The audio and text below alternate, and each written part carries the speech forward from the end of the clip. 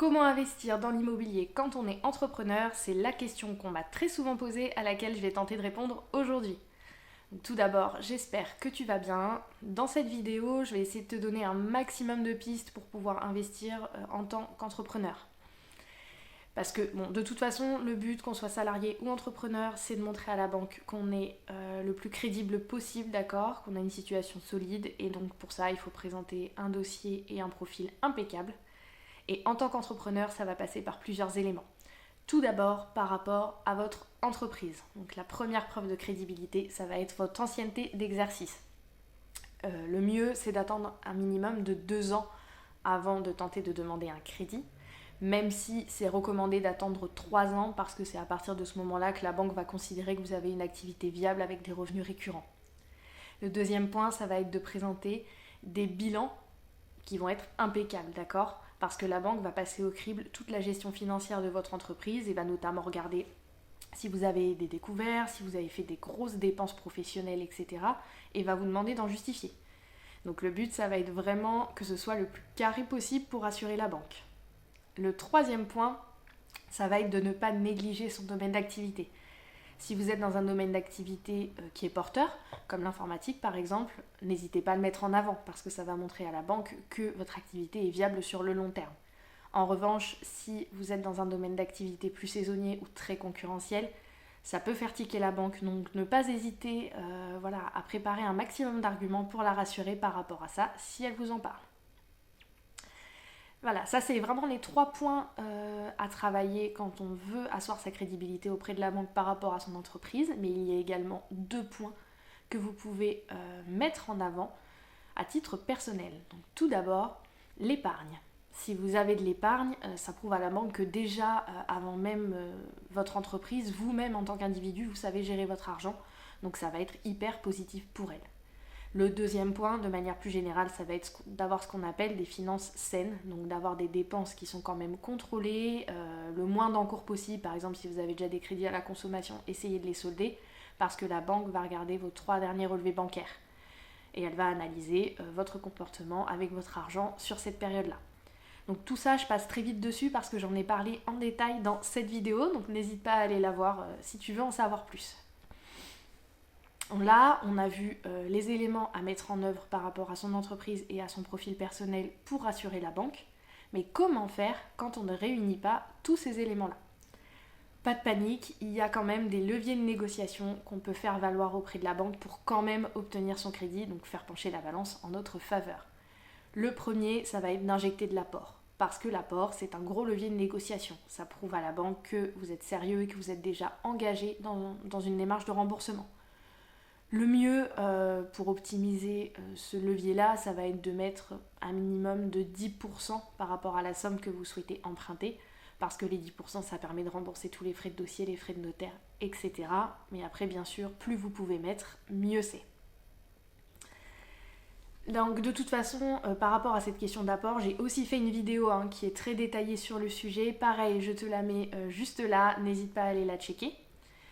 Si l'apport, ce n'est pas quelque chose qui peut vous intéresser ou que vous ne pouvez pas en injecter, si vous possédez déjà du patrimoine, une autre option peut être d'hypothéquer un bien.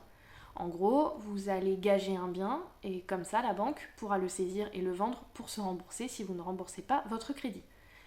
C'est une garantie qui est risquée, mais c'est une garantie qui est solide pour la banque. Donc, pourquoi ne pas l'utiliser si vous le souhaitez ?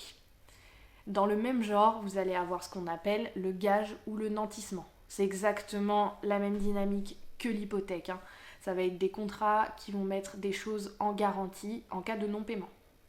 Dans le cas du gage, ça va concerner ce qu'on appelle les biens corporels, c'est-à-dire, pour faire simple, des biens qui peuvent se déplacer d'un endroit à un autre. Vous allez gager votre voiture, vous allez gager des meubles, vous allez gager de l'argent en liquide, etc. Dans le cas du nantissement, on va être sur des biens meubles incorporels, donc c'est-à-dire des droits sur des choses mobilières. Donc par exemple, vous allez nantir votre clientèle ou ce qui se fait le plus couramment, votre fonds de commerce.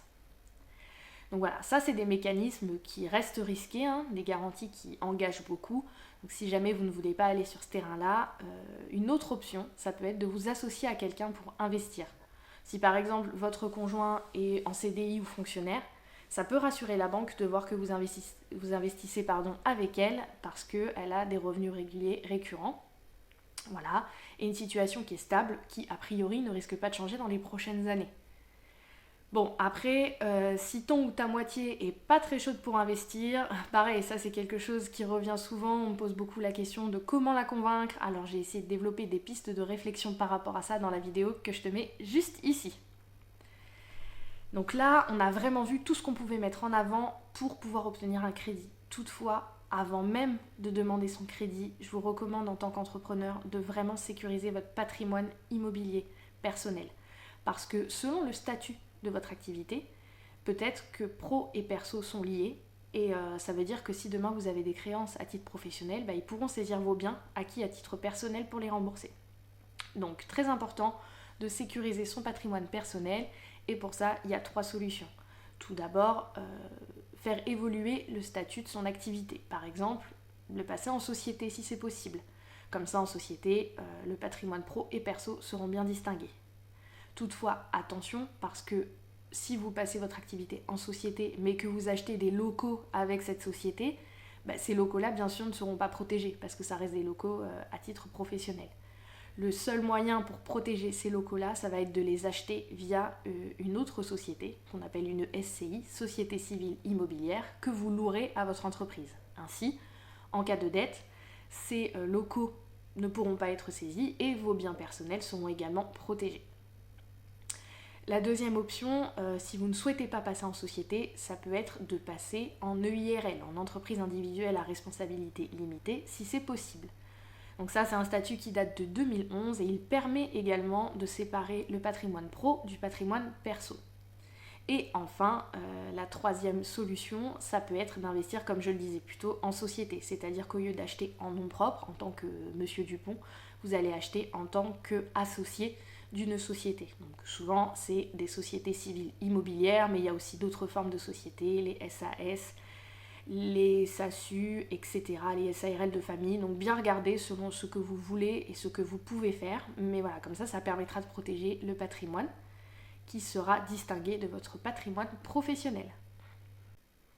Donc si la vidéo t'a plu, n'hésite pas, comme d'habitude, à aimer, à commenter, à partager, à t'abonner et à activer la cloche pour ne rien manquer des suivantes. Je te mets également mes réseaux sociaux dans la barre de description si tu veux suivre mes actus. Et je te dis à bientôt!